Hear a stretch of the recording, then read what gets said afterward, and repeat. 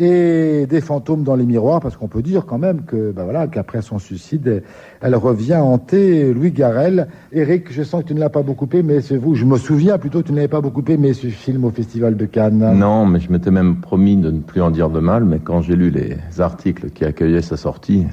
Tu as recommencé. Bah oui, parce que en loi française, ça a un nom. Ces articles, c'est des faux témoignages, parce que c'est hallucinant de comparer ça à un chef-d'œuvre. C'est quelque chose, c'est un pauvre roman photo.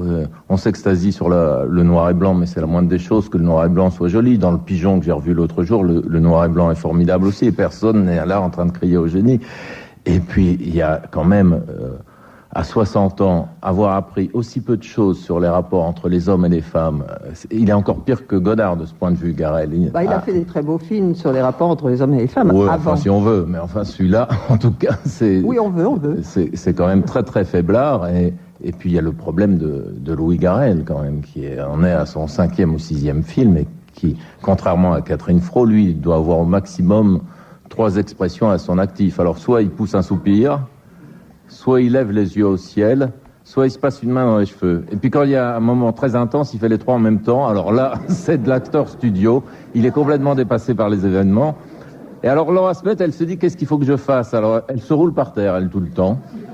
Ah, on ne sait pas pourquoi, d'ailleurs, dans un appartement vide. Qui a été sacrée la plus grande actrice française... pratiquement, et du monde, même, on pourrait dire. Quelques semaines. Non, c'est hallucinant. Je me souviens, dans les années 70, quand il était très jeune, on disait que c'était le Rimbaud du cinéma, Garrel, mais Rimbaud, à 17 ans, il avait tout dit, il a arrêté. Là. Les intérieurs, C'était mieux, disons. Mais c'est le vrai film comique de la semaine.